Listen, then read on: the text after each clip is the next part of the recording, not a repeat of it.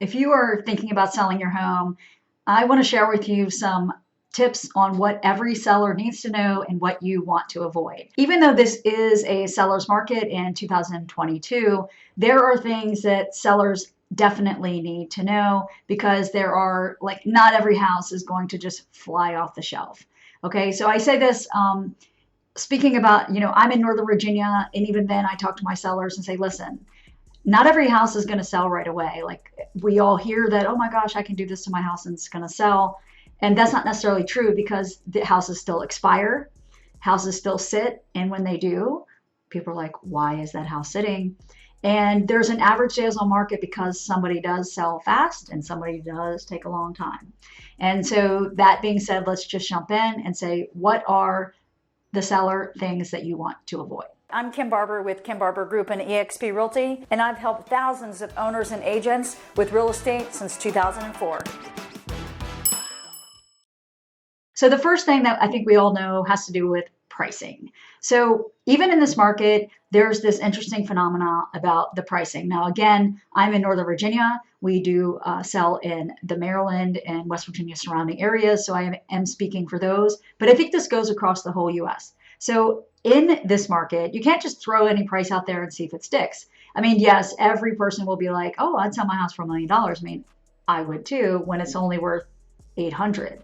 But the thing about the pricing right now, again, at least speaking in here, is that buyers are already coming with this mentality that says, I know I have to bid over, right? So understand that they know that. They're like, I have to bid over. So if you are pricing at the top of where the market, like the house next door closed for, $700,000, and yet it listed at like $650.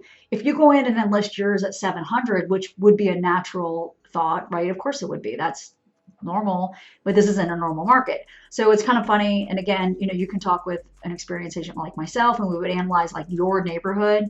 But in general, what's happening is that maybe you could do like 675, and then it'll jump up. But if you go in like right at 700, for some reason, the buyers are like, oh no, because I know I'm gonna have to bid 50,000 over, then that puts me at 750, and this house is not worth 750.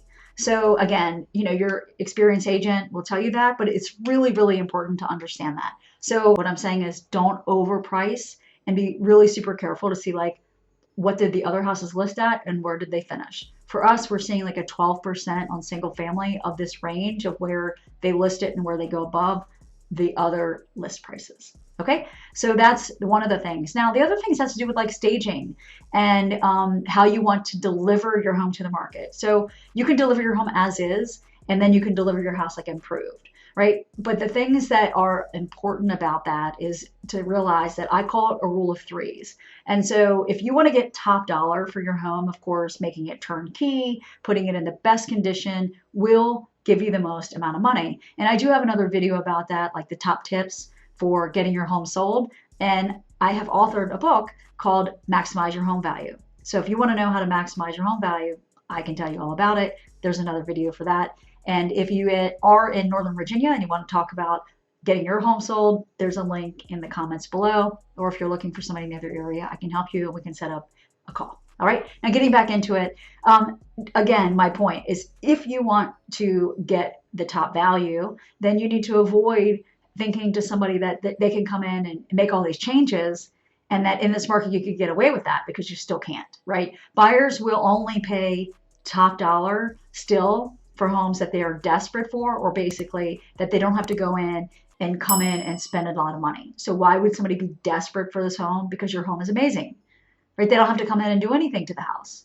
So the other flip side is, maybe you just want to sell it quickly and you don't have the money or the time to sell it like purely as is.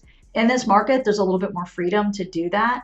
But if you want to sell it for any amount more than like rock bottom, you need to avoid thinking I can just get away with anything, right? So the other thing is thinking about the odors of the home. So this is a sensitive topic for real estate agents to come in and say, hey, by the way, your house smells like cats, or your house smells like dogs, or you're cooking foods that are really heavy in the odors. It is very challenging for us to have the proper comfort level to share this with you, but it's really important to be aware. So if you're hearing what I'm saying and you haven't met with an agent yet, and you know that you're a big cooker or you have animals, it would be my advice to give the permission from the agent that you can just say, hey, by the way, did you notice anything? Because we know that we have animals, and we know that we smoke, or we know that we do heavy cooking. Because when somebody comes into the house, just like if you meet somebody and they smell great and they have like perfume or whatever,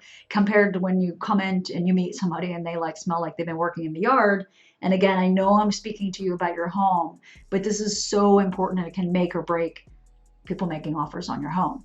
So it is important to understand that freshness, the clean smells, which, clutter can make that happen. Too much stuff can make that happen. So presenting your home that feels fresh, smells good when you come in, matters. Okay. So then going back to that maximizing the home value, that is one of the things that I'm going to get back to, which is that rule of 3, right? So when somebody comes to your home, if they feel like there's a lot of smells to it, they're going to be like, that's a pretty big one that sometimes people just are like flat out like, no. If they smell water when they go in the basement, if they smell pets, especially the cats, and then if there's other work to do for the house, they can just walk away. Now, if you have those issues, then they can be remedied. And again, if you need some help with that, you can comment below. All right. So then the rule of 3s. What are the things? What does that mean? It means that if I come to your house and I automatically see that I need to do wood rot and your windows are old and the landscaping is, not done, that could be one. Then I walk in and I smell something funny, but let's just get past that. And I say, okay, those colors are okay, or I'm pretty much going to have to paint like the whole house. That's a cost, right? So if they're paying top dollar and they have to do all these things, then they start going like dollar sign, dollar sign, dollar sign. Now, if you're selling as is and the price is lower, then this is why, right? This is how you're justifying your cost, and you're saying, I'm giving you a value because I know you have to do those. Okay. So what's the third thing? What's the third rule of 3? Then they go in and, for example, people love kitchens and baths. So if your kitchen's outdated or your bath's outdated, or your deck needs work, or your floors are trashed. So all of these things, when they become a rule of 3 and you price it here, buyers can say, I don't have the cash, right? They're already paying a premium in this market. So it's really important to be aware that as we're making a lot of equity and money on the homeowners, if you want to really get that value, to think about it. And so just like yourself, like if you walk into somebody's home and you're like, okay, I'm great. I love this neighborhood. It meets all my criteria. It's 4 bedrooms and 3 baths. It's got a main level office. It's got a 2-car garage and semi-school zone. So all those things are checked. And then I go in and I know that I'm gonna have to pay over the price, or it's priced right. And then I go in and I'm like, okay, wait a minute. Now these floors are ruined. I'm gonna have to refinish them, and I have to get rid of these paint colors. And the bathroom, the master bath, is like awful, right? That's 3. And so then all of a sudden it's projects. Most people don't have a network of people. So keep that in mind. So those are some of like the really important things to think about when a seller is buying the home. And then, some of the other mistakes that people can make is, number 1, selling without an agent. Right now, I know a lot of people might be listening to this and go, but I'm saving all the commission. The average pricing of homes that are sold for sale by owner is 8% less than when listed with an agent. There's a couple of reasons for that. One of which is marketing. Right now, people can put a flat fee in the MLS, but they are not going to be doing the same level of marketing. I've never seen an owner take on selling it themselves and do the same level of marketing as at least we do. And that's not an ego, it's just kind of a fact. And yet I know that people do it for sale by owner and sell the homes, but that is the statistic, that they sell 8% less. So let me just walk through this one last part. If you are going to buy a home and you see that it's listed with an agent, you know the price. If you go see that it's for sale by owner, typically the first thing that people think is, I can get a discount because they're not paying the commission. That's what percent is that going to be? Depends on what usually is, but you can do the math. 5%, 6%, more percent, whatever. They're going to want the discount right away. That's why people often look. They want that discount, right? So that's one thing to consider. Plus, there's so much liability. I have seen where the emotions get involved. So it's amazing. You get to the end of the deal and you're like, you were supposed to do this thing to the house and you didn't do it, or I didn't like how you tried to make this change in this last inspection, and people get emotionally attached. Less an agent doesn't get emotionally attached. follows the contract law, and is experienced in negotiations. Again, so then that also leads me to say is make sure that you're hiring an experienced agent, or if it's a newer agent, that agent has a mentor or a team lead or the broker or somebody that's going to help you out and be there for you, because everybody has to start out somewhere, right? So that's something that if they are a newer agent, just make sure like who's the partner, who's your go-to if we have some questions and we need some more help.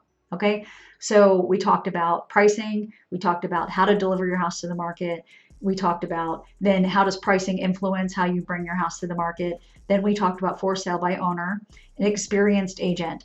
So super, super important not to go with an agent, I'm just going to be honest with you, that you don't like or trust, right? Because it's going to make the whole experience like bad for you and bad for the agent. So make sure that you interview somebody, you do check their credentials, you ask them a list of questions that are important so that you do have answers to what they do, like what's their past experience. If you would like a list of those questions, go ahead and click the link below and we will get those to you. Okay, so then the last thing that I want to share with you that is really a danger or things that we want to avoid from a seller perspective is those emotions. So when we are talking about selling your house, I don't know anybody that really can like completely separate their emotions unless they've moved away, it's costing them money, the house is sitting there vacant, and they're eager to get it sold, right? But when you're living in the home, it's emotional. It just is. We are humans, and it is important to think about basically it's the negotiations of this. So I have seen people get like an amazing price. They get all the way through some of the contingencies. And then there's like this one little thing that becomes a hiccup. Like, I didn't like the way they said this, or how dare they come back and ask for this, small things. So I encourage you to think about like the big picture and all of the negotiations. And sometimes people are like, I'm not going to sell it to them based on principle. I totally get that. So lean into the agent, lean into the contract, and just maybe sometimes take a step back, because I've seen deals like totally blow up over things that, to be honest with you, aren't always as important as the bigger part of the contract. So that's just something that these are also some things that people don't like to talk about that are huge, that we want to avoid so we can make the most amount of money that we can. All right. And again, if you would like to have a link to the questions, or you want to set up that free real estate strategy chat and talk about getting your home sold, or get a copy of our book so that we can deliver it to you on our appointment, then go ahead and click the link below. And if you found this information helpful, please give us the thumbs up and subscribe to the channel. And then there is the notification so that you can get more updates from us. We like to help our homeowners, we like to help our buyers and sellers, and we do give our routine market updates, which is super critical to stay in tune with your home and its value.